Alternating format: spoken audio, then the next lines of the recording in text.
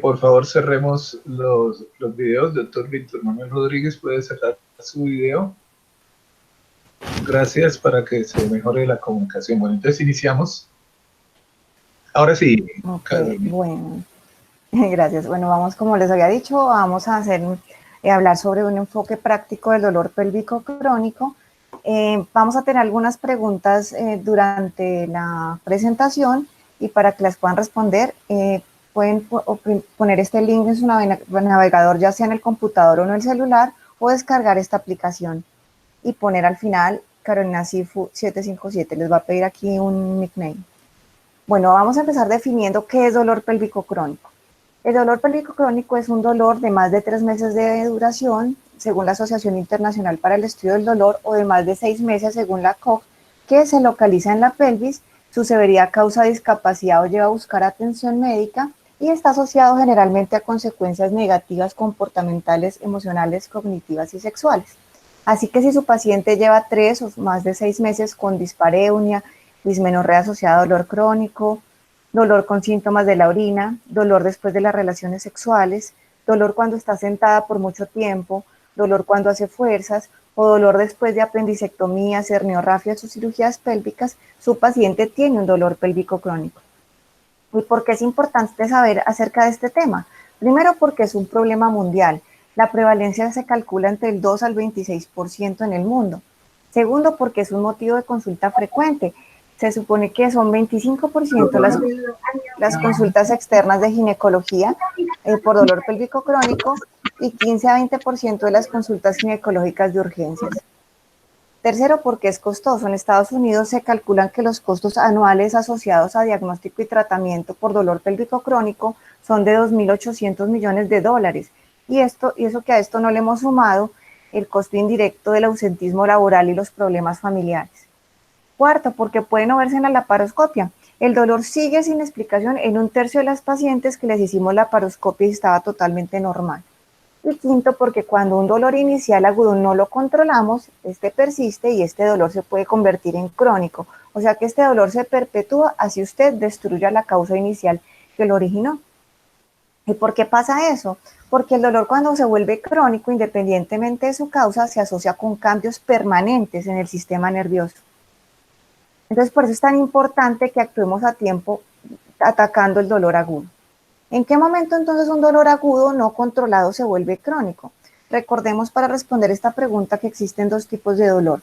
El dolor nociceptivo, que es el dolor normal, es nuestro signo de alarma sobre por una noxa. Por ejemplo, acá, como vemos en este esquema, si este paciente se quema con esta velita y no retira la mano, se va a quemar, ¿cierto? Si no sintiera dolor, se quemaría. Entonces, el dolor es un sistema de defensa que tenemos, el dolor nociceptivo. Pero ya después puede volverse patológico. El dolor no nociceptivo puede tener muchos tipos: inflamatorio, neuropático, idiopático, mixto, psicógeno. Y en un momento dado, este dolor nociceptivo normal se nos puede convertir en dolor patológico. ¿Por qué pasa esto? Pues recordemos un poquito los pasos que incluye el dolor nociceptivo. Primero está la transducción, que es la conversión de estímulo nocivo en señal neuronal bioquímica. Después está la transmisión, que es la transferencia de una neurona a otra con liberación de neurotransmisores en el asta dorsal. Luego sigue la modulación, que es el aumento o disminución de la señal neural. Y por último es la percepción de esta señal neural como dolor en el cerebro. Entonces, en estos pasos, el dolor nociceptivo normal se nos puede convertir en un dolor crónico patológico. Por ejemplo, hagamos el ejemplo de la transmisión. En la transmisión, como les decía, uno de los neurotransmisores que se libera es el glutamato. Este actúa sobre dos tipos de receptores. Se une al AMPA o al NMDA. Cuando hay un dolor normal, el glutamato media la transmisión excitatoria rápida porque se une a los receptores AMPA. Y en este momento, si esta despolarización fue modesta, permanecen estos receptores NMDA físicamente bloqueados por un ion magnesio, porque se controló, digamos, este estímulo doloroso. Pero si hay un estímulo doloroso intenso o persistente, se da una liberación masiva de glutamato y se elimina este bloqueo y se activan estos receptores NMDA. Y uno podría decir que aquí empieza la perpetuación del dolor. Pero como decían, todos estos pasos de la nocicepción, cuando hay alteraciones del sistema nervioso central o periférico, podría perpetuarse el dolor. Cuando tenemos una paciente con dolor pélvico crónico, tenemos que pensar en todas estas patologías. Por ejemplo, las de origen ginecológico, las de origen urinario, musculoesquelético, gastrointestinal, neuropáticas, emocionales, por ejemplo, asociadas a enfermedades crónicas como la porfiria, las idiopáticas, y como vemos que hay tantas etiologías del dolor pélvico crónico, tenemos que ser conscientes que necesitamos un equipo interdisciplinario para atender estas pacientes y que no solo van a mejorar si les vamos a dar un medicamento o las vamos a operar, sino que tenemos que tener en cuenta que es una medicina integrativa la que debemos aplicar en nuestras pacientes. Desde el principio, equilibrar mente-cuerpo, ya podemos dar medicamento, cirugía, y siempre, como en toda enfermedad crónica, dar una terapia de mantenimiento a estas pacientes. Esa es nuestra primera pregunta de la actividad interactiva para que los que no lo han hecho descarguen esta aplicación o pongan este link. Es ¿qué porcentaje de las causas de dolor pélvico crónico es de origen ginecológico? Entonces vamos a ir mirando lo que están respondiendo ustedes.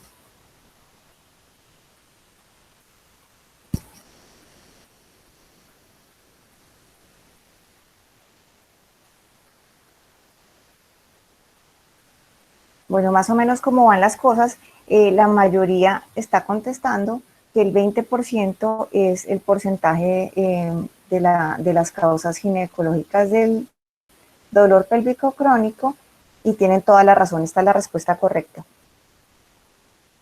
Cuando vemos las causas comunes de dolor pélvico crónico, vemos como los síntomas, las entidades urinarias, como el síndrome vesical doloroso, ocupan el 31%, las causas gastrointestinales, como el síndrome de intestino irritable, constituyen el 37%, las ginecológicas, miren, como ustedes contestaron, constituyen el 20%, y las mialgias y las neuralgias el 12%.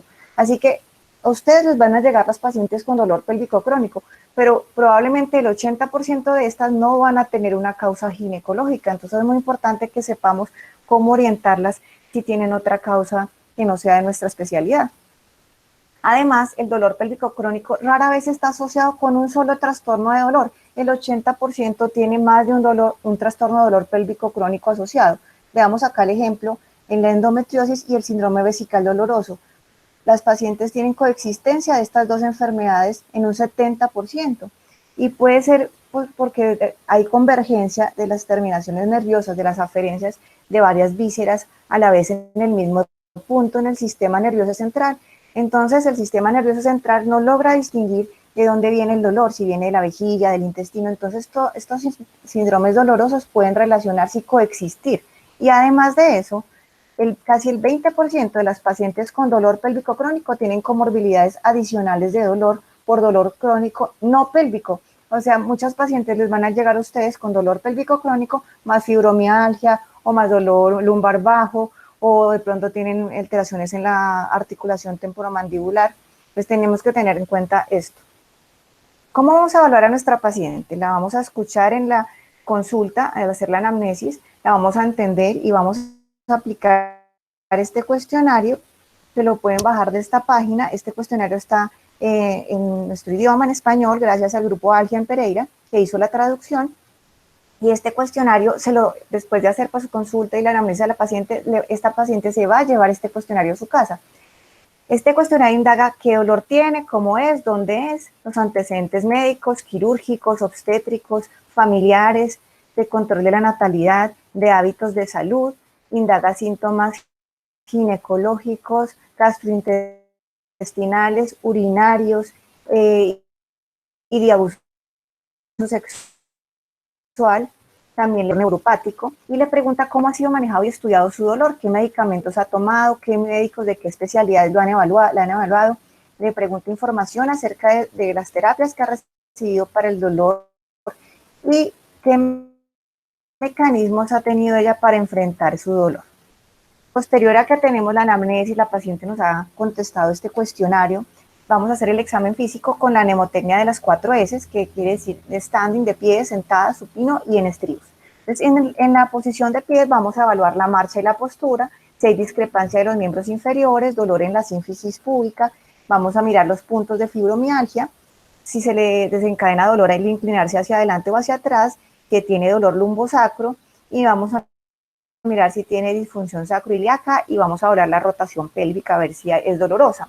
Posteriormente la vamos a evaluar sentada y vamos a ver si tiene cambios en la postura por dolor, asimetría, discrepancia de miembros inferiores o escoliosis, y si lo vemos necesario hacemos un examen neurológico. Ya vamos a hacer el examen ahora sí en supino, vamos a hacer una inspección inicial para ver si hay masas, hernias o dolor abdominal a la palpación general, y tratemos de hacer el examen de forma ordenada, puede que sea este orden que proponemos o el que ustedes quieran, pero que sea de una forma sistemática de evaluar todo esto. Primero, evaluar si la paciente tiene puntos gatillo de dolor miofacial, o sea, en el músculo y su fascia. Para esto vamos a hacer una palpación no profunda con un pulpejo hasta que se ponga blanquito el pulpejo, una presión de 1 a 3 segundos.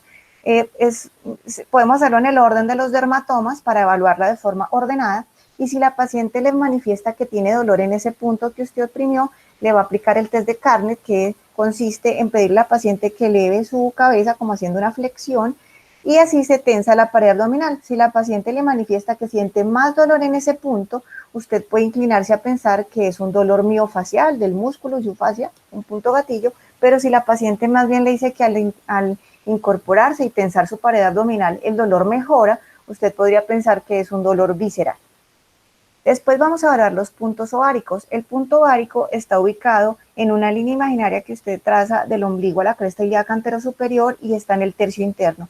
Usted hace una presión sostenida por 3 a 5 segundos y si la paciente manifiesta dolor, podría sugerirnos que tiene un síndrome de congestión pélvica. También evaluar muy bien el área de las cicatrices, porque recordemos que en las incisiones que hacemos de Pfannenstiel, de apendicectomía, arniorrafias, de laparoscopia, podemos lesionar los nervios o hacer atrapamiento. Entonces, estas pacientes en esta área de los nervios ilinguinal e iliohipogástrico que pasan por acá, puede tener alodinia, hipoestesia, anestesia, sensación urente en estas zonas. Lo otro es que con el aplicador usted evalúe la pared abdominal para ver si ya tiene hiperalgesia o alodinia en alguna zona. Si desea y lo sospecha, debe hacer el signo de la SEG para ver si tiene neuropatía ciática. Ya por último, vamos a hacer el examen en los estribos. Vamos a hacer primero una inspección general con la prueba del aplicador, que consiste en tocar de forma ordenada el vestíbulo, la vulva, el clítoris, para ver si se desencadena dolor.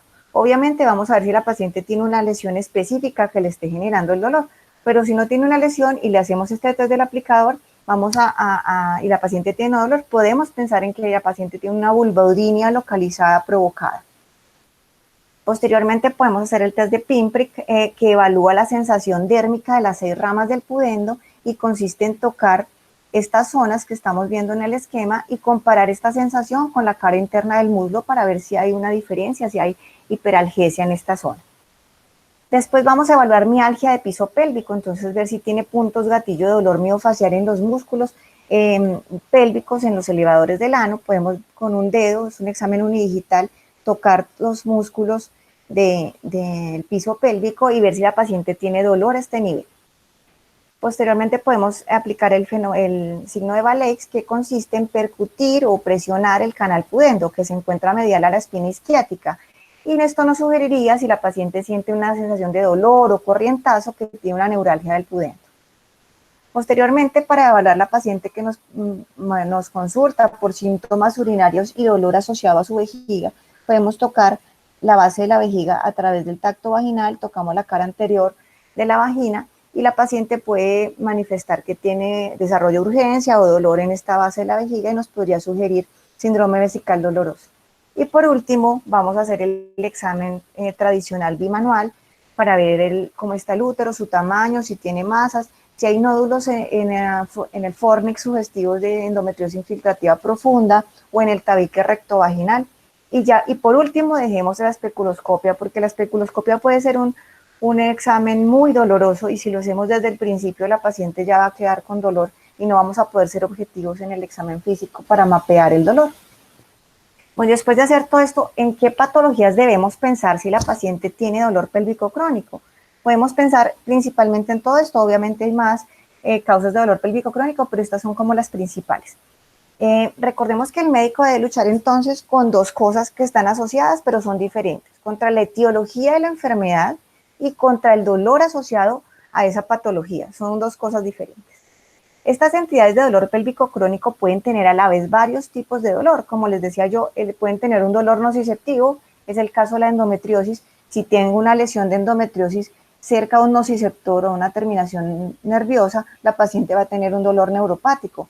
Pero también esta paciente, del ejemplo de la endometriosis, puede tener un dolor inflamatorio porque se han encontrado en el líquido peritoneal sustancias proinflamatorias.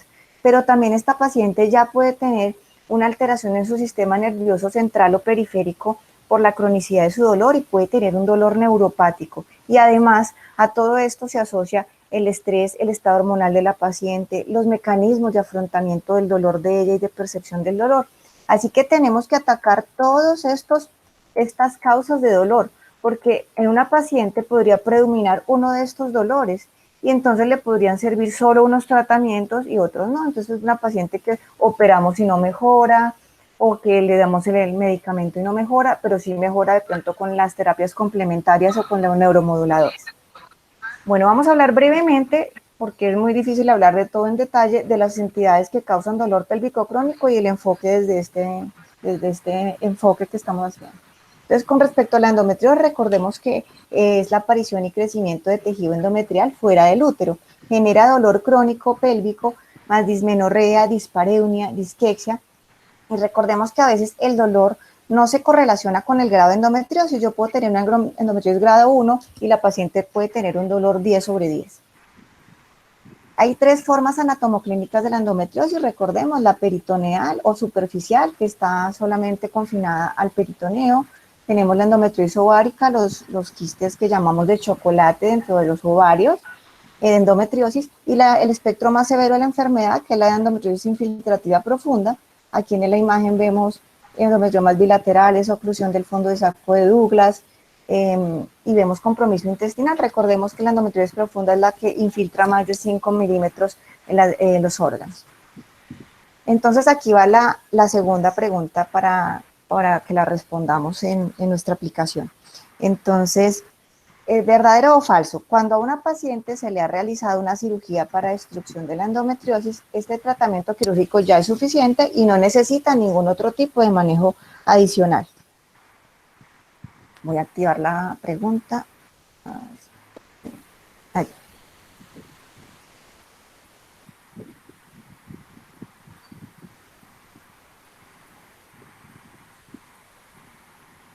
Vamos a mirar lo que ustedes están respondiendo. Y básicamente el 80% de ustedes piensa que no es suficiente el tratamiento médico y más o menos el 20% piensa que sí. Entonces la respuesta correcta es que esta afirmación es falsa, ¿cierto? No basta solo con el tratamiento quirúrgico. Como todo dolor pélvico crónico, el dolor pélvico asociado a endometriosis debe ser tratado de forma integral. Entonces, educación, actividad física y ejercicio. Lo más importante es que tratemos en las que no están buscando maternidad cercana, de dejarlas en amenorrea. El tratamiento ideal puede ser con progestinas, anticonceptivos orales, pero con esquemas continuos. Mirena, pueden usar análogos de la GnRH, pero estas son pues de la tercera opción de tratamiento porque ya sabemos que tienen unos síntomas climatéricos, está asociado con disminución de la densidad mineral ósea, así que no lo podemos usar por tiempos prolongados y siempre con terapia ADVAC. Y si estos tratamientos no fueron suficientes, vamos a hacer cirugía en ellas si es necesario. Bueno, aquí vemos pues la destrucción de la endometriosis superficial o peritoneal, puede ser por ablación, pero idealmente por resección.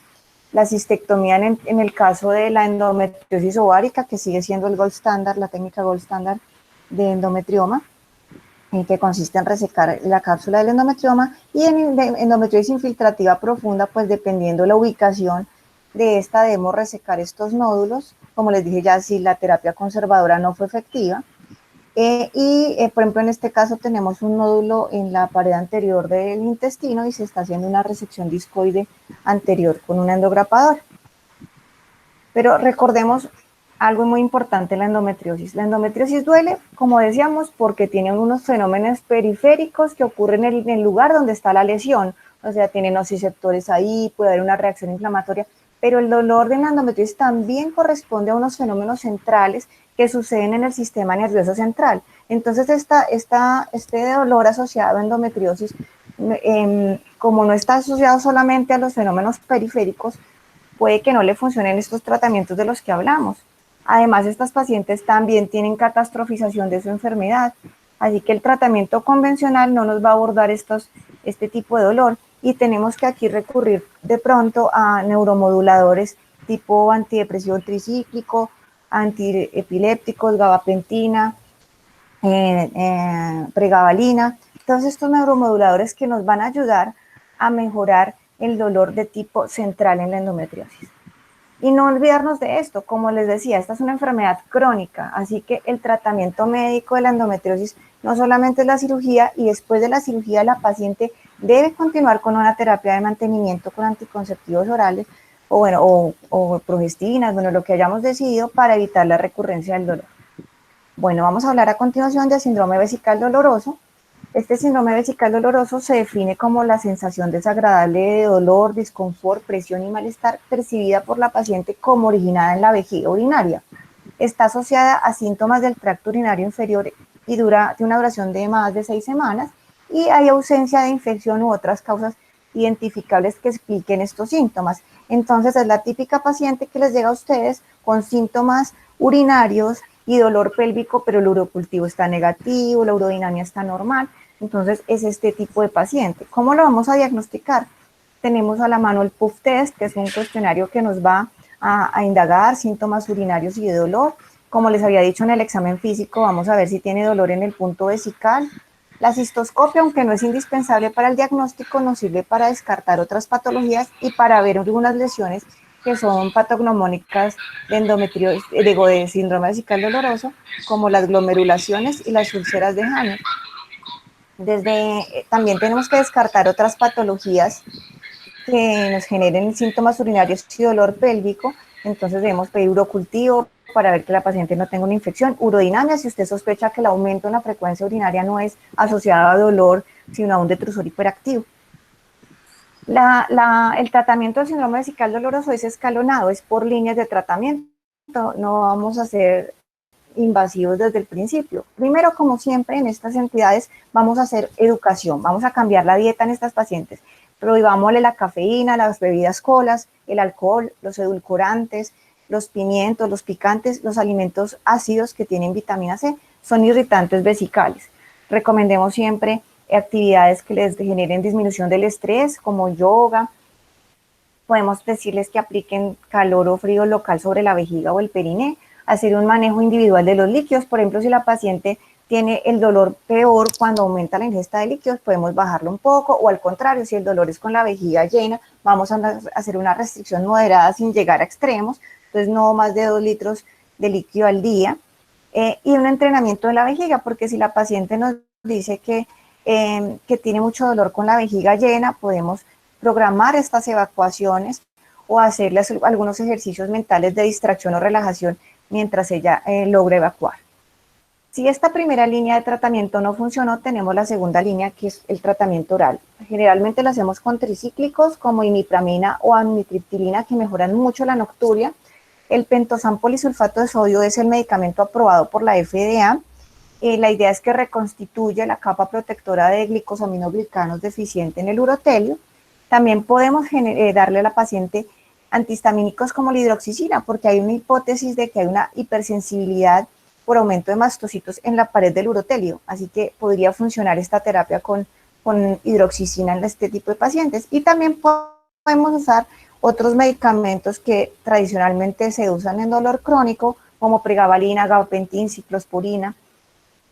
Tenemos que tener especial cuidado en el uso con nuestras pacientes del pentosan polisulfato, porque se han notificado casos de maculopatía pigmentaria después de su uso prolongado, así que recomiendan hacer un examen oftalmológico después de 6 meses de tratamiento.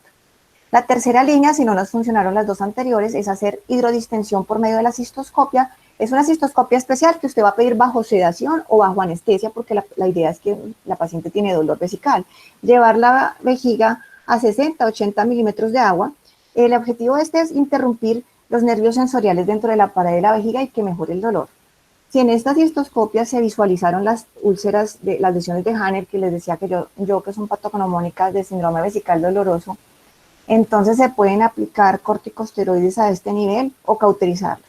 Y en la tercera línea también tenemos las cistilaciones vesicales, que pretenden también recuperar esa capa de glicosaminoglicano. Se puede hacer con dimetil sulfóxido o con cócteles como heparina, lidocaína más corticoide o con ácido hialurónico. Si esto no fue suficiente, la cuarta línea de tratamiento es la toxina botulínica aplicada por cistoscopia en el detrusor. Sin embargo, aunque pueda aliviar los síntomas, también hay un alto riesgo de retención urinaria en estas pacientes. Lo otro es la neuromodulación sacra y el implante del InterStim, que aunque no se ha estudiado bien para síndrome vesical doloroso, los estudios observacionales nos sugieren alivio sintomático, aunque una tasa de recurrencia alta. Como vemos, el InterStim se aplica y este nos va a generar unos estímulos a nivel sacro. La quinta línea de tratamiento, si no funcionaron las 4 anteriores, es la ciclosporina, que sabemos que es un inmunosupresor. Sin embargo, hay datos escasos y los estudios son de baja calidad y tiene alto potencial de generar efectos secundarios. Y por último, la sexta línea es la cirugía, ya cuando la paciente no ha mejorado con nada, que es la derivación urinaria, extraer los ureteres de la vejiga y desviar la orina hacia una urostomía o una bolsa, la cistoplastia. Bueno, ahora vamos a hablar de otra entidad que genera dolor pélvico crónico, que es el síndrome de congestión pélvica. Aquí está la otra pregunta de nuestra actividad interactiva. Ya la voy a activar, que es verdadero o falso. Espérense, lo activo. Ay, no, sí las aparece, no sé si... No, a ver si la activamos.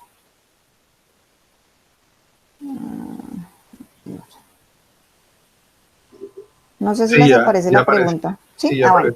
Gracias. Gracias. Entonces, verdadero o falso, el hallazgo de varices pélvicas en la ecografía nos confirma el diagnóstico de síndrome de congestión pélvica. Vamos a ver qué están contestando. Bueno, ahí como divididas, como 60-40 las respuestas. Bueno, ya cambiaron de opinión unos. Bueno, la respuesta correcta es falso. El solo hallazgo de varices pélvicas no es indicativo de síndrome de congestión pélvica. Las pacientes pueden tener varices y estar asintomáticas. El síndrome de congestión pélvica se hace el diagnóstico por medio de una tríada, que es dolor pélvico crónico, el hallazgo de varices y además la comprobación de que hay insuficiencia venosa. Entonces, generalmente la vena ovárica se dilata debido a o hay una falla en la válvula o una obstrucción del flujo que hace que se dilate.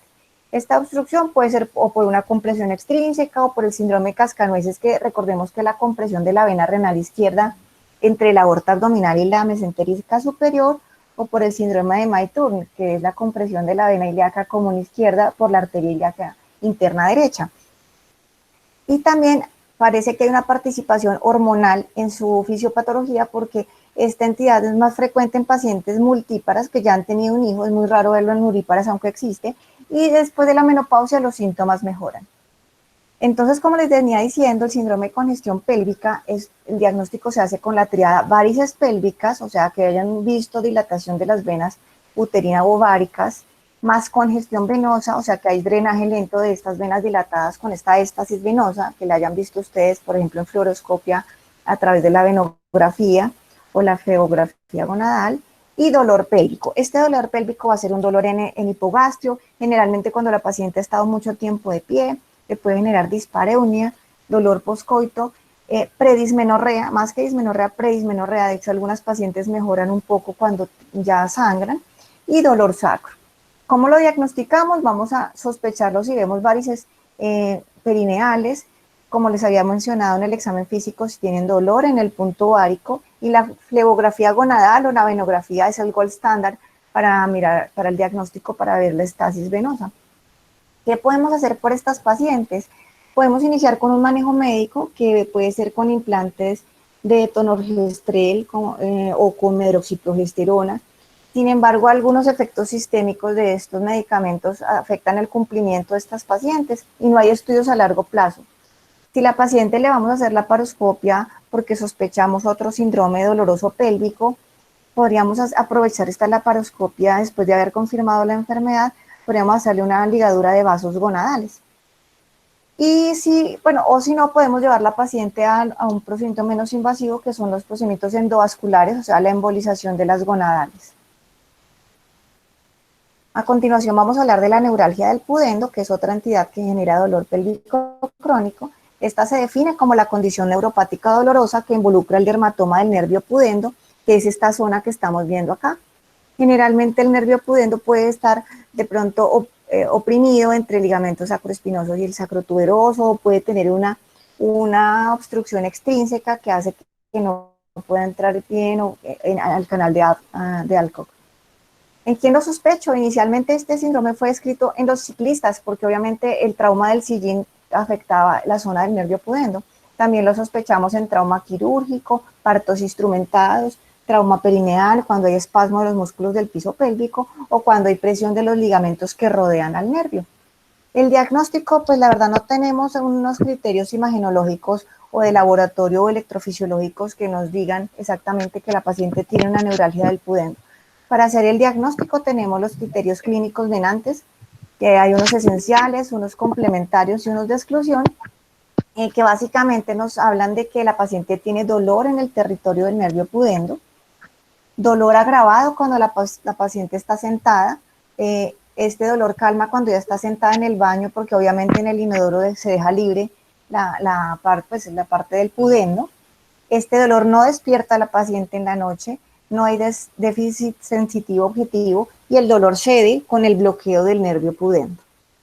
El examen físico, como ya les había mencionado, puede tener dolor a la percusión del canal pudendo o sensación de corrientazo, o el pinprick positivo, que es sensación de dolor o alodinia, hiperalgesia en las 6 ramas del pudendo. La terapia es integrativa, como en todas las entidades de dolor pélvico crónico, va desde la educación, la terapia física, la terapia médica, los bloqueos y la intervención. Entonces, en el tratamiento conservador podemos hacer terapia física. Esta terapia física va dirigida a relajación de estos músculos que están alrededor, que pueden estar contraídos. Tenemos lo más importante, que sea una fisioterapeuta experta en dolor, porque si esta paciente le hace ejercicios de fortalecimiento, va a empeorar su dolor. La idea es que haga unos ejercicios de relajación. También podemos utilizar relajantes musculares y neuromoduladores como la gabapentina, pregabalina, antidepresivos tricíclicos, diazepam. Hay unos supositorios de belladona y de opio, pero no sé si están disponibles en Colombia. Y la paciente, para que trabaje más cómoda en su lugar de trabajo, puede usar estos cojines pudendos que dejan la zona perineal libre. Estos en Bogotá sé que los pueden conseguir en Bienestar Pélvico. Y bueno, si este tratamiento conservador no fue suficiente, le pueden hacer un bloqueo pudendo. Estos bloqueos pueden ser por vía transperineal, transglútea, transrectal o transvaginal, y pueden ser guiados por TAC, fluoroscopia, neurografía, resonancia, ecografía, y consiste básicamente en aplicar corticoide y bupivacaína. Si de pronto este bloqueo pudendo le sirvió, pero fue una forma parcial en la que funcionó o tuvo recurrencia, podría recurrirse a la descompresión quirúrgica. Esta puede ser por vía transglútea, transperineal, transvaginal, isquiorrectal o laparoscópica. La idea es que generalmente el nervio pudendo está localizado entre el ligamento sacrotuberoso y el sacroespinoso, y a veces hay compresión, atrapamiento a nivel de estos dos ligamentos. Entonces, por ejemplo, en la vía transglútea lo que se intenta es seccionar este ligamento sacrotuberoso para que se descomprima el nervio, el tronco pudendo. A veces incluso hay que seccionar el ligamento sacroespinoso. Por vía laparoscópica se hace una neuronavegación, y lo que vamos a hacer aquí en este caso es que vamos a seccionar el ligamento sacroespinoso para acceder al nervio pudendo y poderlo descomprimir. También para descomprimirlo podemos ampliar un poco la liberación seccionando las fibras del elevador del ano. para acceder al canal de Alcock. Miren, acá está el nervio pudendo y sube. También, pues, aunque se puede recurrir a estas neuroprótesis, acá no se hace, son implantaciones laparoscopias de neuroprótesis cuando no hay una causa clara de los síntomas neurológicos. Bueno, vamos a hablar ahora de síndrome miofacial, que es otra entidad que genera dolor pélvico crónico. Se define como un síndrome causado por la presencia de puntos gatillo dentro de los puntos gatillo miofaciales en piso pélvico y en la pared pélvica. Lo vamos a evaluar como ya habíamos dicho, con el test de Carnet, para ver si tiene puntos gatillo de dolor en pared abdominal, y pues en la parte pélvica vamos a mirar si tiene dolor en los grupos musculares de los elevadores del ano, los transversos. Vamos a hacer, como les decía yo, un examen unidigital por vía vaginal para tocar y ver si hay fibras tendinosas o dolor a la palpación de estos músculos. El tratamiento se puede hacer inicialmente con fisioterapia, como yo les decía, una fisioterapia para relajar esos músculos del piso pélvico. Por eso tiene que hacerlo una fisioterapeuta experta que nos haga una fisioterapia para vencer esas bandas tendinosas y esos puntos gatillo de dolor. Si esto no fue suficiente, la técnica estándar de oro es la inyección de los puntos gatillo, ya sea con aguja hueca o con anestésico y corticoide, o se puede hacer acupuntura tradicional y en los puntos gatillo. Voy a hablar ahora de la neuralgia de los nervios ilinguinal e hipogástrico, que es otra causa de dolor pélvico. Recuerden lo que les decía, se pueden lesionar estos nervios ilinguinal y hipogástrico que llevan este trayecto durante la cirugía cuando se hace Pfannenstiel, apendicectomía, herniorrafias o laparoscopia, y va a haber hipersensibilidad en esta parte. Inicialmente se puede hacer manejo conservador y médico con los neuromoduladores que les había mencionado, y si esto no es suficiente, se deben hacer bloqueos guiados siempre por ecografía, no lo hagamos a ciegas. Otra cosa que causa dolor pélvico crónico es el síndrome de intestino irritable, que aunque no es nuestra especialidad, por lo menos debemos conocer los criterios de diagnóstico para redireccionar a los pacientes. Estos son los criterios de Roma 4. Se define como dolor o molestia abdominal recurrente durante más de 3 días por mes durante los 3 meses previos, asociado con 2 o más de los siguientes criterios relacionados con la defecación, asociado a un cambio de frecuencia de las evacuaciones o asociado en un cambio en la forma o apariencia de las evacuaciones. Entonces, si tenemos estas pacientes con estos síntomas, debemos pensar en síndrome de intestino irritable y podemos ir iniciando a eliminar, hacerle una dieta especial, eliminarles a ellas la lactosa, el sorbitol, la fructosa, la cafeína, el chicle y el alcohol, y según los síntomas que predominen en ellas, por ejemplo, si es la diarrea, tenemos a la mano estos medicamentos como loperamida, probióticos, pero si lo que en ella predomina es la constipación, entonces podemos darle polietilenglicol, bueno, cualquiera de estos medicamentos, y para el dolor podemos usar neuromoduladores, el aceite de peppermint, bueno, ponemos a la mano estas herramientas. Y no olvidar siempre las técnicas mente-cuerpo, la hipnoterapia, la acupuntura y la terapia cognitiva conductual son muy importantes en ellas. Por último voy a hablar de vulvodynia, pero lo voy a hacer muy brevemente porque vamos a tener un espacio especial en el que van a hablar de esto. Pero básicamente decirles que el dolor, vulvodynia se define como el dolor vulvar de al menos 3 meses de duración sin una causa clara e identificable. El dolor vulvar siempre tenemos que ver si es secundario a algún trastorno específico o si es vulvodynia. Digamos que para el tratamiento tenemos que saber qué tipo de vulvodynia es. Si es una vulvodynia provocada, o sea, aquella vulvodynia localizada que si yo toco este punto vulvar, la paciente manifiesta dolor, o si es una vulvodynia generalizada, o sea, que es una vulvodynia que la paciente tiene dolor vulvar sin que yo haga un estímulo sobre ella. ¿Por qué es importante saber esto para el tratamiento? El diagnóstico lo vamos a hacer, como les había indicado, con la prueba del aplicador, tocando toda la región vulvovestibular, anogenital, con este hisopo, y también obviamente el examen físico nos sirve para descartar otras causas que le estén generando realmente unas lesiones que le estén generando el dolor.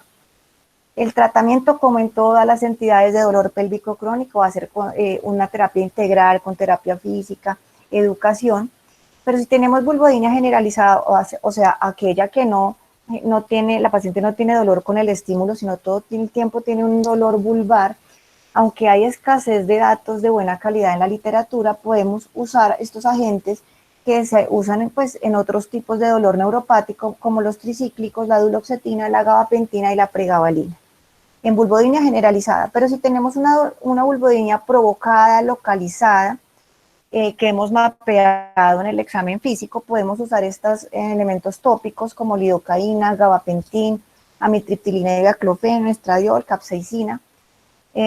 Pues personalmente yo encargo de la fórmula magistral en Pereira porque no he logrado que en Medellín me la hagan acá en las farmacéuticas, pero yo la encargo a Pereira y sé que en Bienestar Pélvico han traído algunas muestras de Pereira, así que pronto la podrían conseguir esta fórmula magistral para vulvodynia provocada localizada. Se llama GAL-E.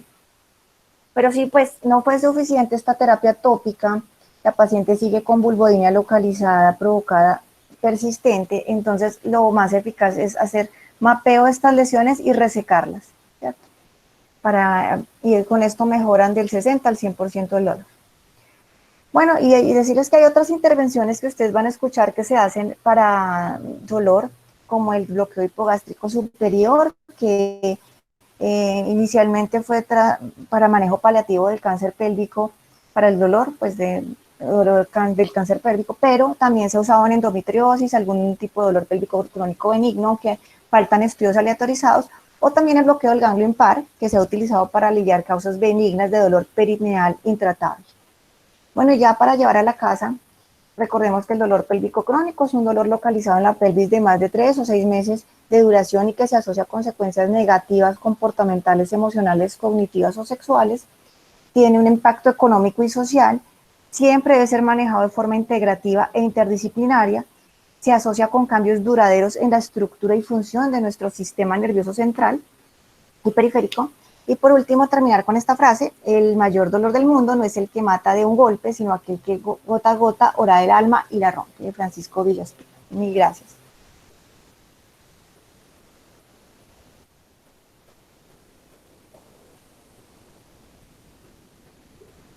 Bueno, muchas gracias, Carolina. Excelente la presentación.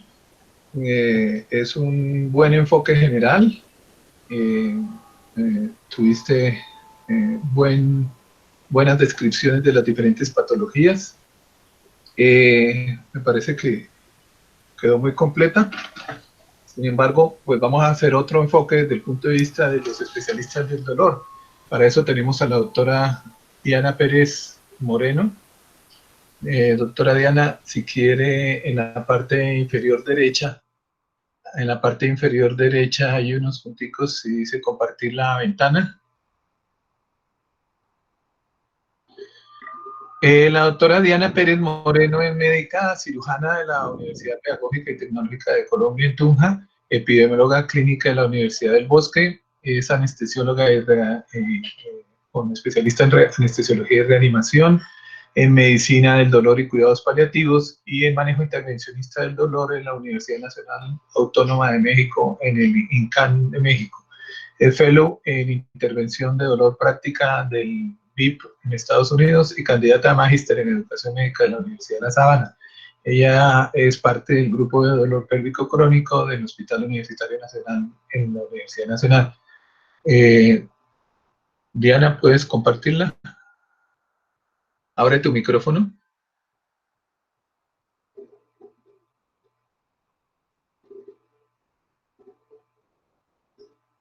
Abre tu micrófono. En la parte inferior derecha dice presentar ahora. Donde dice presentar ahora. Presentar ahora. ¿Y ahí cuál escojo, profe?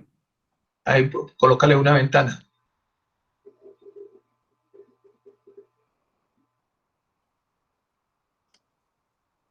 Una ventana. A ver, presentar ahora y que coloque una ventana. Una ventana. Ya puse una ventana. Eso, correcto. Y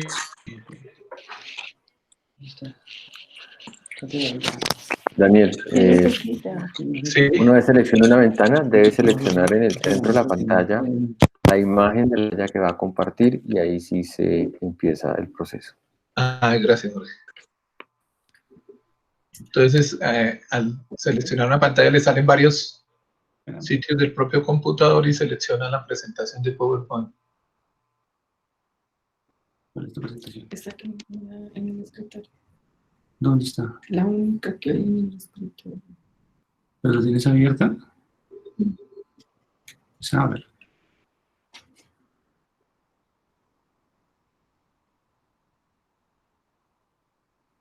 Entonces, presentar ahora una ventana. Está ahí.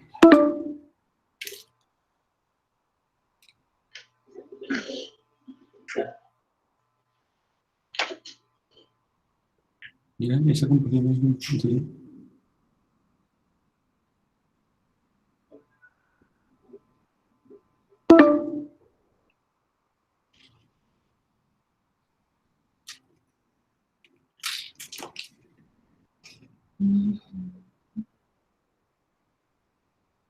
Listo. Entonces, a ver si se deja. No te deja, mira, no te deja compartir. No, no me deja compartir, Doc. ¿Me escuchas? Sí, pero ya Carolina dejó de compartir pantalla, ¿cierto, Carolina? Sí, sí, ya la dejé de compartir. Si quieres te muestro cómo, voy a volverla a hacer para que tú veas cómo se hace de pronto. Por favor, sí. Entonces, mira, uno pone presentar ahora. Bueno, yo siempre pongo toda la pantalla. Y entonces haces clic aquí donde dice compartir la pantalla completa. Después en compartir. Y ya tú tienes que abrir tu presentación donde la tengas. Entonces, pues en el normal, en el de presentar. Ahí yo creo que la ves. Y ya. Creo que voy a dejar de compartir pantalla para que lo puedas hacer. Deja de compartir pantalla, sí. Listo. Doctor Cortés, sino que la doctora Diana le envíe la presentación y usted le pasa las diapositivas. A ver, hagamos el último intento.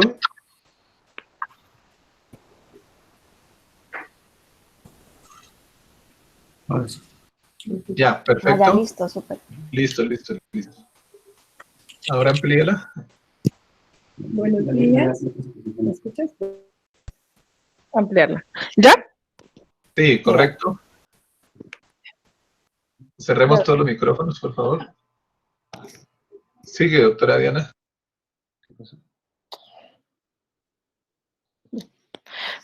Buenos días para todos. Muchísimas gracias por la invitación, doctor Cortés. Qué pena los inconvenientes técnicos. ¿Me escuchas? ¿Me escuchan? Sí, muy bien, muchas gracias.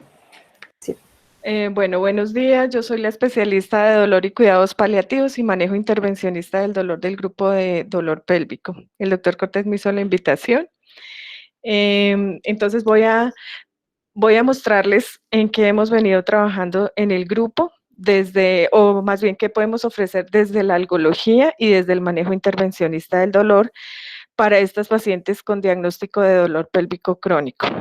Muchísimas gracias a la doctora Carolina de la presentación previa porque me ahorró el 80% del trabajo. Muchas gracias. Entonces, pues ella ya definió qué era el dolor pélvico crónico, múltiples escenarios donde se presenta el dolor pélvico crónico.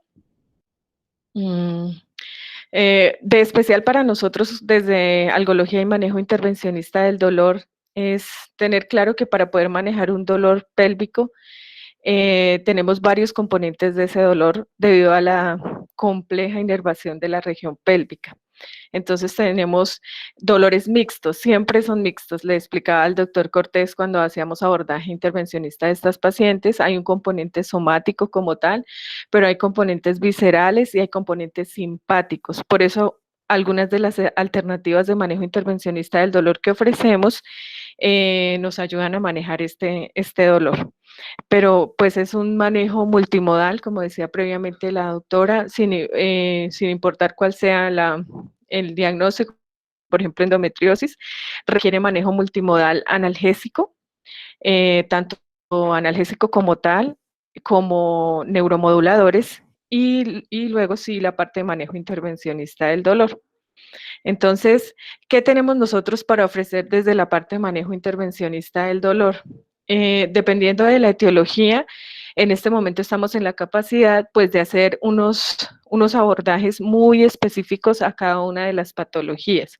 Entonces le mostraba al doctor Cortés, por ejemplo, que si el diagnóstico es o se sospecha una neuralgia del pudendo, nosotros podemos hacer abordajes por diferentes guías imagenológicas. Entonces, dependiendo del nivel donde vayamos a abordar el pudendo, normalmente lo que hacemos es abordajes guiados por ultrasonido, de forma o por vía transglútea. Entonces, como estamos viendo acá, para confirmar el diagnóstico, inicialmente siempre se hace un bloqueo diagnóstico. Eso implica que lo hacemos con corticosteroides para que tenga un poco más de latencia el bloqueo, el efecto del bloqueo, y con anestésicos locales para poder hacer diagnóstico como tal. Entonces son bloqueos diagnósticos y terapéuticos. Si definitivamente ese es el desencadenante de la mayoría del dolor del paciente, ofrecemos ya terapias neurolíticas con calor, tipo radiofrecuencia, por ejemplo, de nervio pudente. Tenemos otros target, entonces podemos hacer bloqueos selectivos del nervio obturador, por ejemplo. Podemos hacer a veces lo que tienen las pacientes, pues, aparte de, digamos, una neuralgia de pudendo, pudiese tener compromiso de otros nervios, como por ejemplo el genitofemoral. Entonces también podemos buscarlos guiados por ultrasonido, confirmarlos con neuroestimulación y hacer el bloqueo muy específico. Tenemos abordaje también del nervio ilinguinal y el nervio ilipogástrico con sus respectivas distribuciones. Los abordajes se hacen guiados por ultrasonido en estos casos y se confirman con neuroestimulación. Tenemos el protocolo y todo para esta parte. Hay otro nervio que es importante, que yo le decía al doctor que hemos encontrado incidencia de neuralgia de nervios cluneales, en especial del nervio cluneal inferior, que da esta distribución de dolor. Entonces, ese también lo podemos hacer por un abordaje guiado por ultrasonido, muy específico y confirmado por neuroestimulación, que nos dé la distribución sensitiva. Entramos y hacemos el bloqueo muy específico de esa zona. Entonces, este nervio cluneal inferior, les hago énfasis porque sí he encontrado 2 pacientes. Entonces, esta es el área que da de sensibilidad.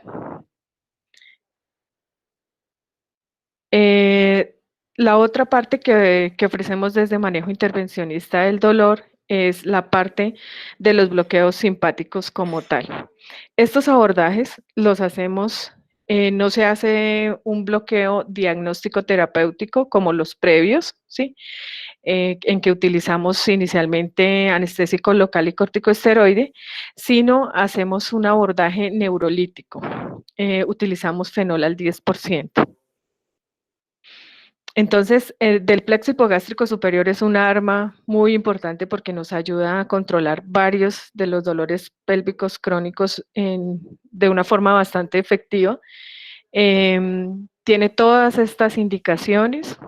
Inicialmente sí, la técnica es de casa, se desarrolló en México, en el Instituto Nacional de Cancerología, en escenarios oncológicos, que es donde tiene la mayoría de sus publicaciones, pero se ha venido utilizando para escenarios no oncológicos, tipo endometriosis, por ejemplo, que anoche precisamente teníamos un caso ahí en el Hospital Universitario de la Nacional. Y nos ayuda a controlar el dolor, el componente simpático, la sensación de tenesmo vesical, la sensación de dolor transvaginal, por ejemplo, es un arma importante dentro de nuestro arsenal de intervencionismo. Entonces, estas técnicas, si no es seguro, o sea, todo lo que es eje neuroaxial y columna, normalmente no es seguro, no está recomendado por nuestras asociaciones hacerlas guiadas por ultrasonido. El eje neuroaxial sigue siendo una zona de tomografía o de fluoroscopio. Entonces, estas técnicas, la técnica clásica antigua se hacía paravertebral a nivel de L5, 2 agujas, y el neurolítico, como estamos viendo acá. Algunas así se ven en las imágenes guiadas por fluoroscopia, pero hay descripción de otras técnicas de abordaje transdiscal. Requerimos solamente un abordaje y podemos tener esas distribuciones que nos cubran los dos, o sea, tanto el lado derecho como el lado izquierdo de la paciente, con un solo abordaje. Hay otro punto bastante específico para nosotros desde manejo intervencionista para tratar de controlar dolor, que es el ganglio impar, como mencionaba la doctora previo. Sí, estos dos bloqueos fueron descritos en escenarios oncológicos, pero cada vez toma más evidencia para vulvodinias, coccigodinias, y nos ayuda muchísimo. Entonces, vamos a buscar el ganglio de Walter o el ganglio impar o ganglio sacrococcígeo. También existen diversos abordajes. Nosotros utilizamos abordajes transdiscales. Estas son las indicaciones en las que se puede utilizar este tipo de manejos. Y es la forma como se hace. Hay diferentes técnicas, como les mencionaba previamente. Nosotros utilizamos los abordajes transsacrococcígeos. Obviamente también es guiado por fluoroscopía, la forma más segura de hacerlo. Obviamente utilizamos neurolíticos, en nuestro caso fenol al 10%. Hay descripciones para hacer abordajes guiados por ultrasonido, pero pues en pacientes que sean delgados. Y hay otros tipos de terapia que podemos ofrecer ya si el dolor es persistente, si es muy difícil el manejo. Pudiéramos ofrecer terapias intratecales. Hay diferentes medicamentos que están aprobados por FDA, ciconatide, morfina, baclofeno, pero la mayoría de estudios y de casos están en pacientes oncológicos. Y también tenemos la parte de la terapia de neuroestimulación, implante de neuroestimuladores. ¿Qué hay de medicina basada en la evidencia que respalde nuestros procedimientos? Sobre todo, desde el 2014 para acá se han presentado varios ensayos clínicos de los dos últimos procedimientos que les mencioné, que es el del plexo hipogástrico superior y el de el ganglio impar. Esos son los que más tienen estudios y ya tienen un grado de recomendación y un nivel de evidencia para nuestros procedimientos en diferentes escenarios clínicos. Entonces, son de las cosas que más utilizamos. Y, por ejemplo, el ganglio impar en escenario no oncológico para coccigodynia tiene ensayos clínicos y tiene inclusive un metaanálisis. ¿Listo? Entonces, era como lo que les quería mostrar. Realmente es nosotros desde Clínica de Dolor y Manejo Intervencionista del Dolor, también es la parte de cuidado paliativo. Queremos o ofrecemos un soporte a todas estas pacientes con dolor pélvico crónico, pero lo que queríamos mostrar es que en el Hospital Universitario Nacional ya se abrió como esa parte del manejo intervencionista y hay forma de hacer todos estos procedimientos de forma selectiva para confirmar diagnósticos y luego para hacer abordajes que sean pues más sostenidos en el tiempo. Ya estamos teniendo varios casos, hemos tenido éxito con pacientes que recuperan su vida sexual, su vida cotidiana, porque un dolor de estos las afecta completamente. Entonces, en manejo multidisciplinario hemos tenido bastantes casos exitosos. Muchas gracias, Doc. Me dijiste 10 minutos.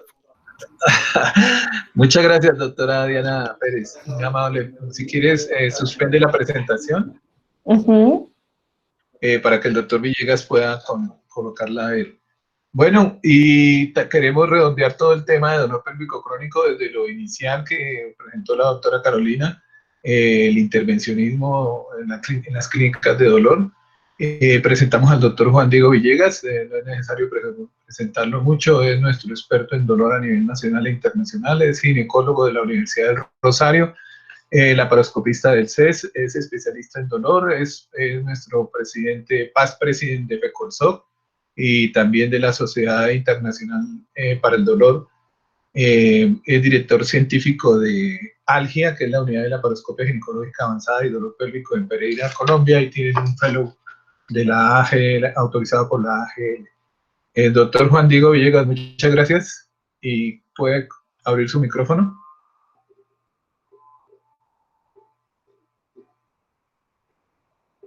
Por favor, cerrar todos los cámaras y micrófonos.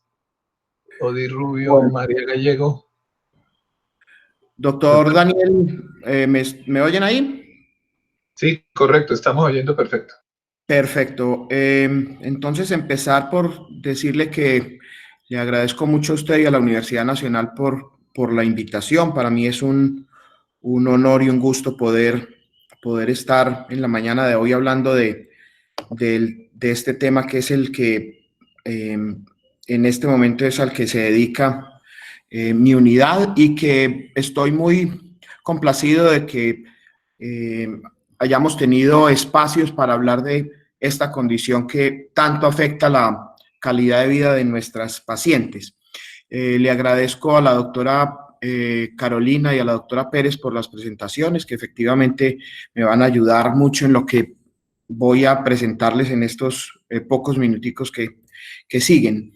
No tengo ningún conflicto que declarar con esta presentación, y lo primero que hay que decir es que definitivamente es muy importante saber que el dolor agudo es completamente distinto al dolor crónico,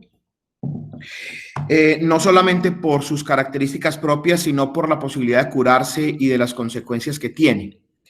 Y la otra cosa que es muy importante es que miren que a pesar de que hay más pacientes con dolor crónico que con cáncer, enfermedades cardiovasculares y diabetes juntos, la cantidad de dinero que se invierte en la investigación es un poco menos del 10%. Entonces, las pacientes con dolor crónico, no solamente dolor pélvico crónico, siguen estando subdiagnosticadas y tratadas de manera inadecuada. La otra cosa que es muy importante es que, lo dijo Carolina, si usted tiene una paciente a la que se le hace un examen físico por dolor pélvico crónico y el examen físico es normal, quiere decir que lo más probable es que la paciente está mal evaluada y no que realmente no tenga ningún hallazgo patológico. ¿Qué pasa cuando usted le ha hecho todas las cosas que usted sabe hacerle a una paciente y eso falla? Entonces les voy a mostrar, este es un ejemplo clásico de las pacientes que vemos repetidamente en nuestra consulta. Es la paciente que tiene dolor pélvico crónico y se lleva una laparoscopia. La laparoscopia es negativa, no se le encuentra nada en la laparoscopia, o tiene una endometriosis peritoneal donde se le hace coagulación de la endometriosis, pero la paciente no mejora. Entonces lo que hay que decir es que la paciente no está enferma, se manda donde el psiquiatra la ve pero sigue con el dolor, entonces le recomiendan un procedimiento neuroablativo. Como el neuroablativo no le funciona, le hacen una histerectomía, y finalmente, después de que la paciente ya no tiene el útero o el útero y los ovarios, pues entonces la solución es decirle que no le podemos ofrecer nada para el tratamiento. Desafortunadamente, esta serie de eventos es muy frecuente y vemos muchas pacientes que llegan a nuestro centro después de que las han operado, les han hecho una histerectomía o una salpingoforectomía bilateral y siguen con el dolor. Entonces, lo más importante, también lo dijo Carolina, es que acuérdense que las causas reproductivas de dolor pélvico crónico solamente ocupan el 20%. Quiere decir que si usted no tiene en su cabeza sino diagnósticos ginecológicos, el 80% de las pacientes van a estar sin diagnóstico. Y que además de este pareto de causas de dolor pélvico crónico, usted tiene que tener en la cabeza varias comorbilidades: dolor de la articulación temporomandibular, dolor lumbar crónico, migraña, fatiga crónica y además ansiedad, depresión, catastrofización, y pensar siempre que las pacientes que tienen dolor pélvico crónico tienen un trastorno de dolor central.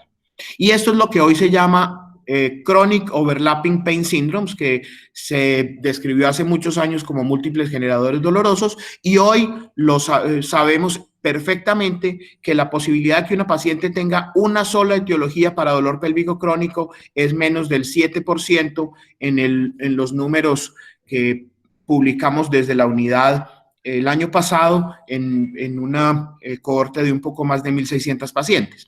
Entonces, si usted solamente cree que las pacientes con dolor pélvico crónico tienen endometriosis, pues el 93% de las veces van a tener otras causas que usted no está diagnosticando. También un concepto que es muy importante es saber diferenciar entre la recurrencia del dolor y la recurrencia de la enfermedad. Y vamos a hablar del ejemplo típico de la endometriosis. Cuando usted lleva a una paciente a cirugía por endometriosis y la cirugía es completa, la recurrencia de la enfermedad, quiere decir, usted la operó, le quitó los focos y la paciente vuelve a tener focos de endometriosis, es menos del 20%. Pero, por otra parte, la paciente que tiene endometriosis y se opera por endometriosis y vuelve a tener dolor es aproximadamente del 60%. Quiere decir, la recurrencia del dolor en las pacientes sometidas a cirugía por endometriosis es del 60% y esto se debe a que las pacientes tienen otros generadores dolorosos, el efecto placebo de la laparoscopia que dura entre 6 y 18 meses y en varios estudios publicados se demostró que usted hace una paciente, le hace una laparoscopia diagnóstica a una paciente y le repite la laparoscopia en los siguientes 6 meses, típicamente la endometriosis no es una enfermedad progresiva, quiere decir, la paciente no pasa de una endometriosis estado 1 a un estado 2, un estado 3 y un estado 4 o una endometriosis intestinal. En estos estudios se mostró que las pacientes progresan en su estadio de la enfermedad en un 30%, y si progresan en un 30%, pues quiere decir que el 70% están iguales o inclusive mejoran de la severidad de la enfermedad. Por eso, a las pacientes con dolor pélvico crónico debe ofrecérseles tratamiento enfermedad específico, como por ejemplo la cirugía, pero también dolor específico para no dejar componentes sin tratamiento, porque la aproximación combinada es la que mejor resultados produce. También hay que pensar que el dolor pélvico crónico es un síndrome de sensibilización central y de esto hay un montón de literatura publicada. Entonces, lo que hay que pensar es, ¿por qué será que las pacientes que tienen dolor crónico, como las que están aquí, migraña crónica, dolor lumbar, tinnitus, vulvodynia, todas estas pacientes, ¿será que están locas o deprimidas o necesitan más cirugías de las que ya les hemos hecho? ¿O es que solamente nos van al consultorio para molestarnos la vida? ¿O será que eventualmente estas pacientes tienen una tendencia a agruparse en clúster por alguna razón? Y volvemos nuevamente a este diagrama de Venn de múltiples generadores dolorosos, lo que hace pensar que estas pacientes que tienen condiciones dolorosas crónicas sobrepuestas probablemente tienen una fisiopatología común, que es el hecho de que tienen sensibilización central. Y las características de la sensibilización central es que es un dolor multifocal con múltiples síntomas somáticos que responden a estímulos sensoriales con una mayor severidad, que tienen muchas comorbilidades, que no responden adecuadamente a los opioides. Es una condición que es mucho más frecuente en las mujeres y que puede tener una tendencia familiar. Y como les dije, hay un montón de evidencia publicada con respecto a endometriosis y sensibilización central, pero también para dismenorrea, para vulvodynia, para colon irritable, para síndrome vesical doloroso. Y esto tiene una implicación clínica muy importante, y es que estas pacientes responden de una manera distinta a las terapias habituales. Quiere decir, estas pacientes responden menos bien a las terapias quirúrgicas, al tratamiento hormonal convencional, pueden experimentar más dolor agudo y crónico después de que las operamos, y por eso el tratamiento temprano probablemente mejora la posibilidad de que estas pacientes tengan una transición del dolor agudo al dolor crónico. Entonces, ¿qué les podemos ofrecer a estas pacientes que tienen dolor pélvico crónico asociado a sensibilización central? Como ya lo dijo la doctora Pérez y la doctora Carolina, muy importante no ofrecerle a estas pacientes una cura. Las pacientes tienen que saber que el tratamiento busca que las pacientes mejoren en su calidad de vida, que tengan una vida social, sexual, laboral y física normales, y no necesariamente que se van a curar, que tengan restauración de su función normal, menos discapacidad y prevenir la recurrencia de los síntomas crónicos.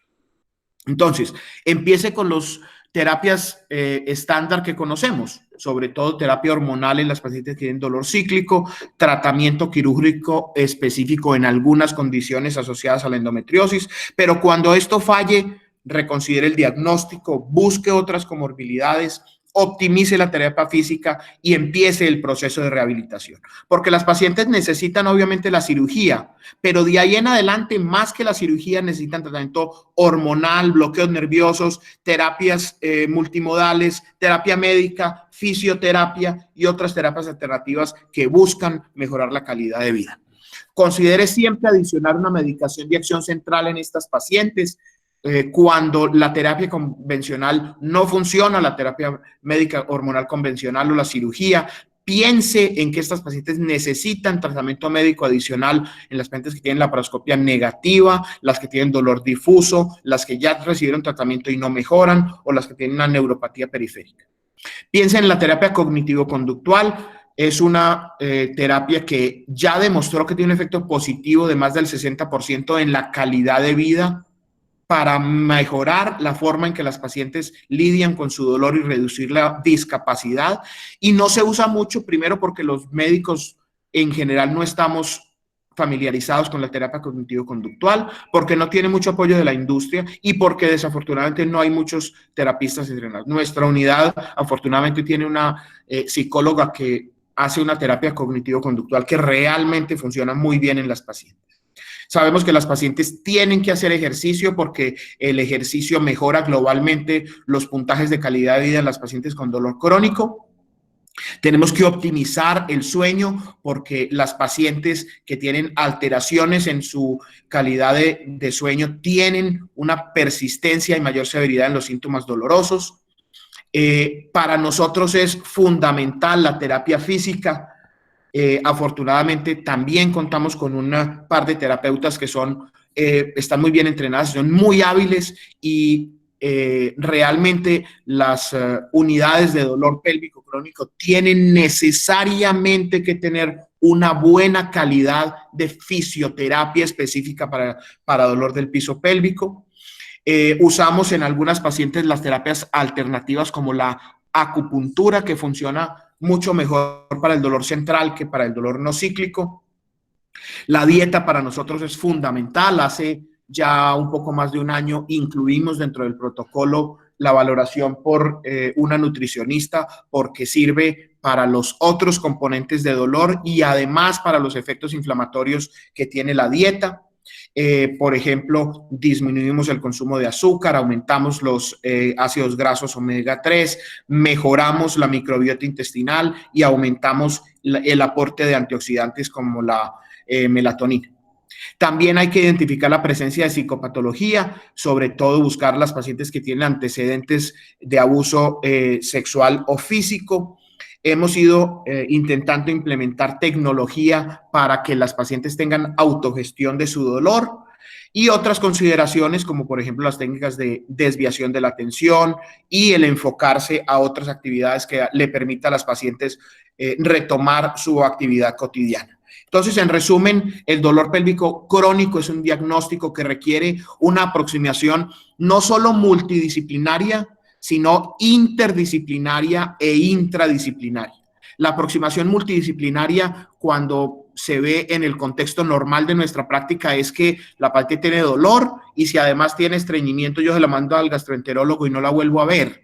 Y lo que tenemos que hacer es una aproximación no solo multi, sino intra e interdisciplinaria.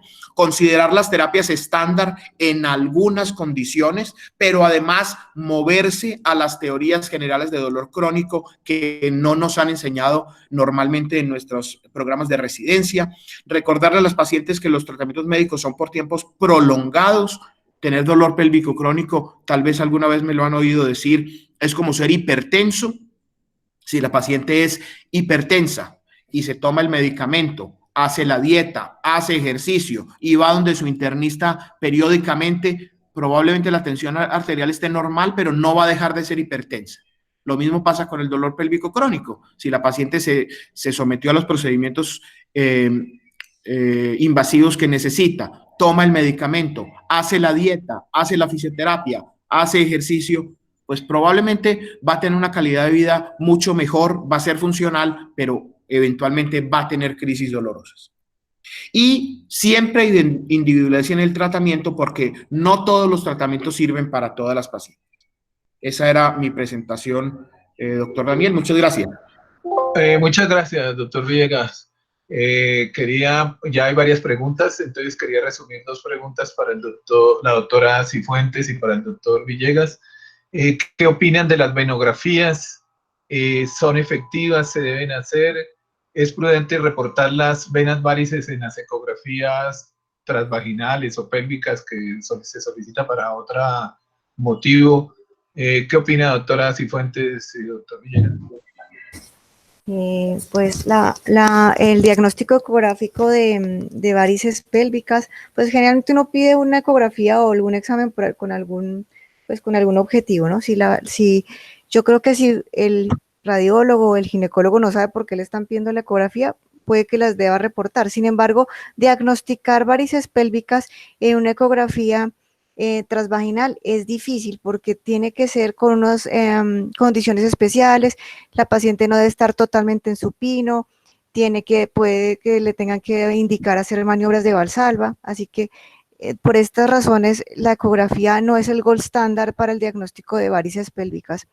Y con respecto a la fleografía gonadal o venografía, pues este es el gold estándar en el diagnóstico pues digamos en la parte para ver si hay estasis venosa, es el gold estándar. Y pues si por lo menos en mi medio, en Pereira afortunadamente se puede hacer transuterina, pero en Medellín no podemos hacer la transuterina, entonces la hacemos, nos toca enviarla a intervencionismo radiológico, entonces ellos la hacen por vía transbraquial, y si ven la insuficiencia de las gonadales, de una vez la embolizan. Nosotros no tenemos en la clínica del Prado fluoroscopio para hacer la venografía transuterina. Entonces nosotros siempre remitimos y la fleografía gonadal, como les digo, se hace por vía periférica, y si encuentran la insuficiencia, de una vez sirve de diagnóstico y de tratamiento porque la embolizan. No sé, el profe Villegas, ¿qué experiencia tenga? Yo creo que el mundo del dolor pélvico se divide en 2 grandes grupos: los que creen que la congestión pélvica no existe y los que creemos que es una condición que está claramente definida en la literatura. El grave problema de la congestión pélvica es que se volvió un tarro de la basura. Cuando usted no sabe qué tienen las pacientes, tienen congestión pélvica.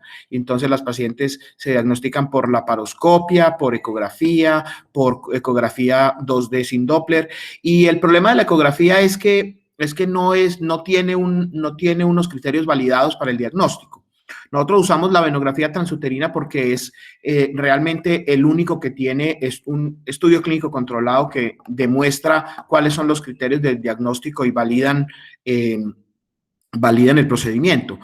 Pero estamos en el proceso de construir un score basado en los síntomas. Hicimos una correlación entre los síntomas de las pacientes y los resultados de las venografías, y vamos trabajando en la posibilidad de crear un score donde usted le hace unas preguntas a las pacientes y según el puntaje que den ese score, la paciente tiene una gran posibilidad de tener un síndrome de congestión pélvica. A mí me parece que los tratamientos radiológicos son útiles, pero tienen un problema, y es que, como ya les dijimos, pues menos del 10% de las pacientes tienen una sola causa de dolor. Entonces usted le hace un procedimiento invasivo a la paciente para embolizarla y para después tenerla que volver a llevar a otro procedimiento invasivo si es que necesita la cirugía. Entonces, por eso probablemente si usted la tiene que operar, pues de una vez la opera y le hace la ligadura venosa y le quita la endometriosis y le hace las demás cosas que podrían ser beneficiarias del tratamiento quirúrgico de una vez. Doctor Villegas, ¿y qué opina del bloqueo del pudendo que hacíamos los antiguos? El bloqueo del pudendo directamente por vía vaginal. Definitivamente, Daniel, es que el bloqueo pudendo ha sido un bloqueo puramente ginecobstétrico. Los obstetras, cuando yo me entrené en infantil, era una práctica extremadamente frecuente. Había mucha instrumentación obstétrica y se ponía y se hacía mucho bloqueo pudendo. Quiere decir que es una herramienta que tenemos que volver a usar. Nosotros usamos bloqueo transglúteo y fundamentalmente por una razón, es que si usted hace el bloqueo transglúteo, coge el nervio mucho más atrás, inclusive antes de la división de los 3 ramas terminales, y puede tener un mejor bloqueo. El bloqueo pudendo transvaginal puede dejar la primera rama terminal del pudendo sin bloquear y usted puede tener una menor resultado, pero realmente el bloqueo pudendo original transvaginal que siempre se hizo en obstetricia es un procedimiento que es muy útil y que sirve en una gran cantidad de pacientes que tienen neuropatía del pudendo. Doctor Villegas, ¿y es prudente hacer venografía transuterina en este siglo XXI o podríamos tener otras imágenes que nos ayudaran? Nosotros seguimos haciendo venografía. Es un procedimiento extremadamente simple con una curva de aprendizaje supremamente pequeña y muy fácil de hacer. Realmente es un procedimiento que se demora 5 minutos, que es muy poco mórbido y que da mucha información.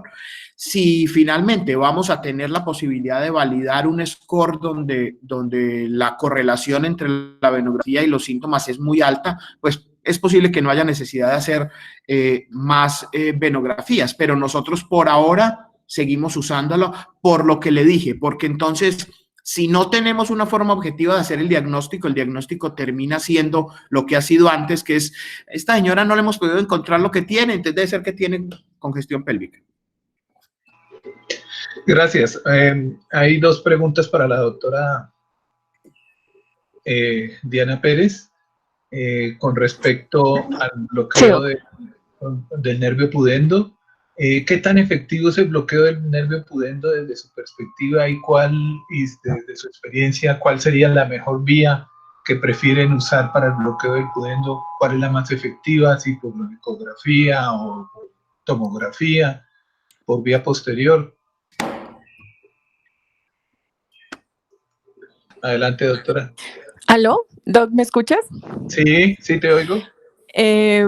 Bueno, desde la epidemiología, eficiencia, efectividad y eficacia son diferentes, ¿no? Entonces, efectividad depende en el escenario en que uno lo utilice. Si es para hacer un diagnóstico, o sea, si es para confirmar el diagnóstico de una neuralgia del pudendo, las publicaciones y los estudios están en una efectividad del 90%. Nosotros necesitamos saber si realmente el paciente tiene una neuralgia del pudendo.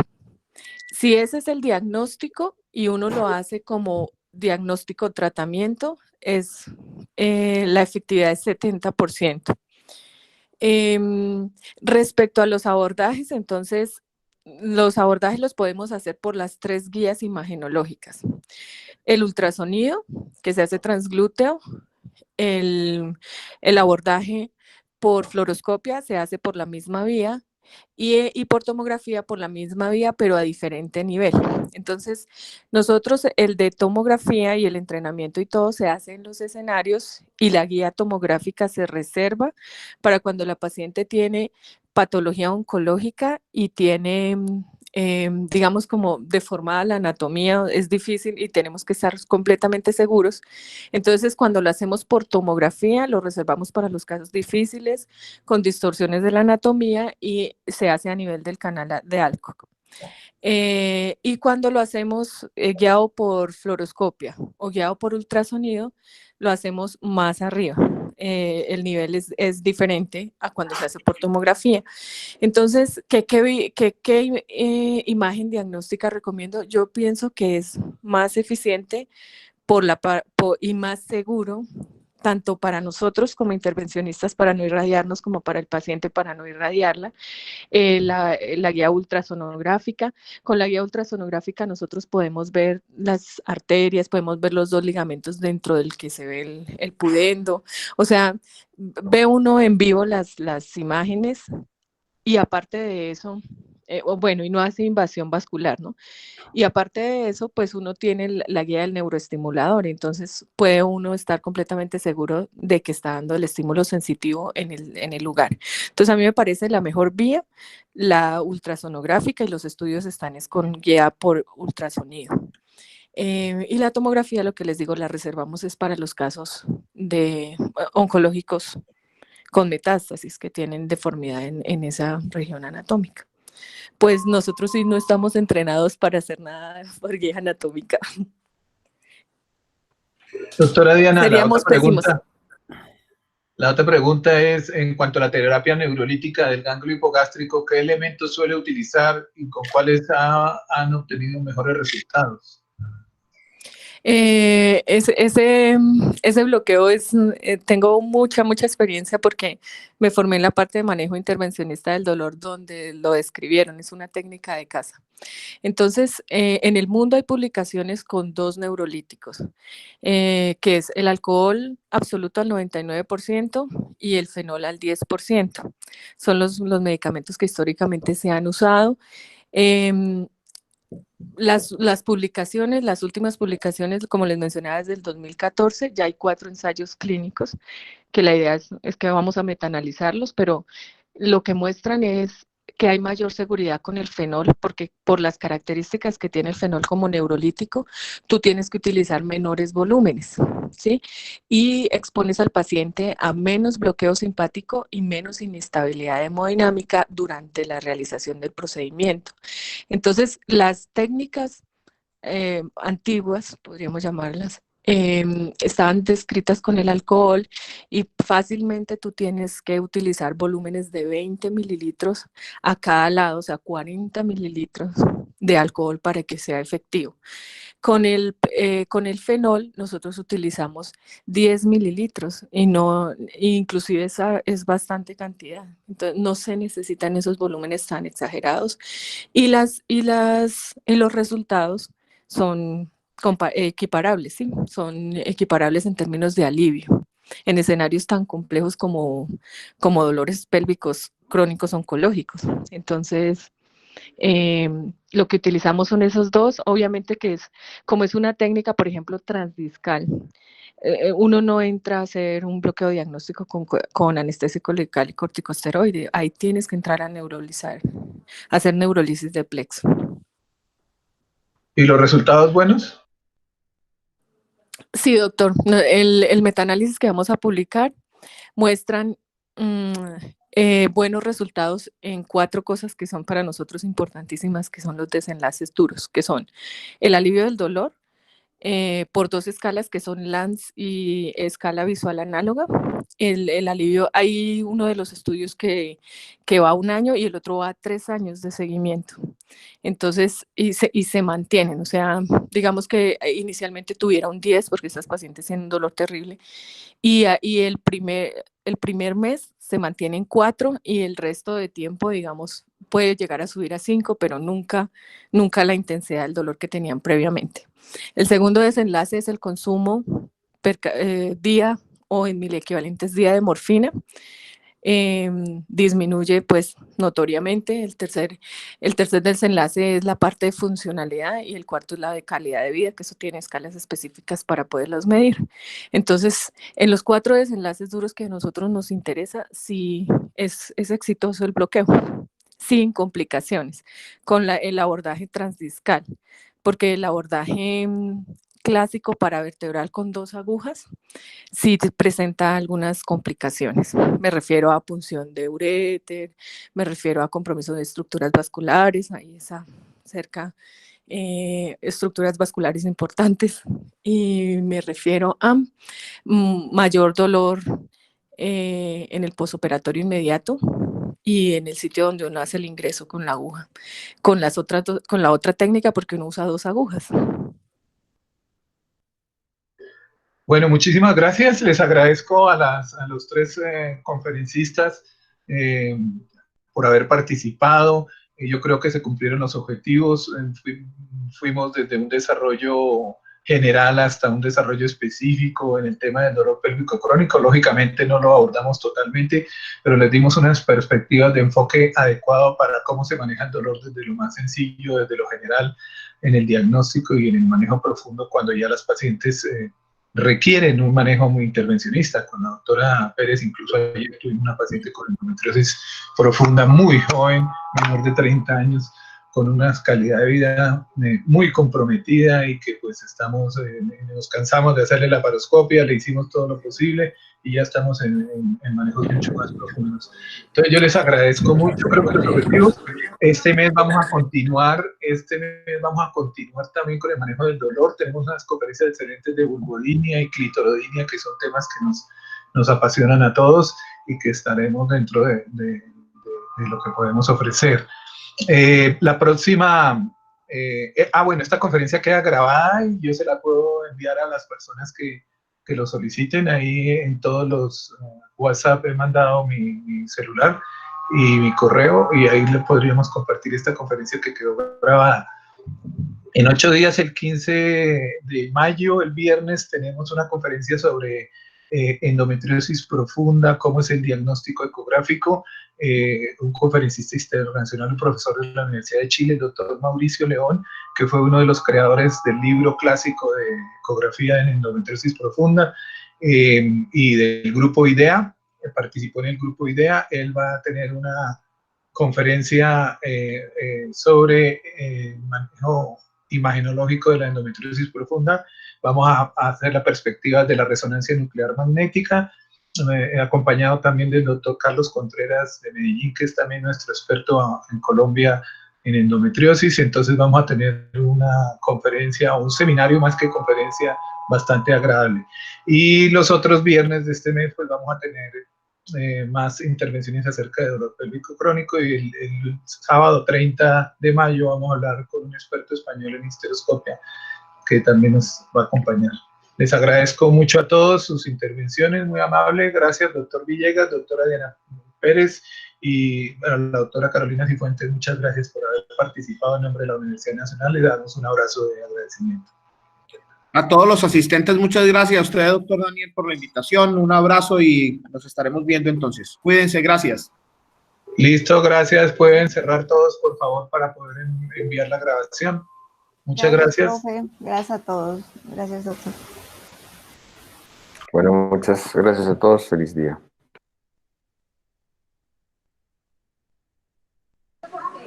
Muchas gracias a todos.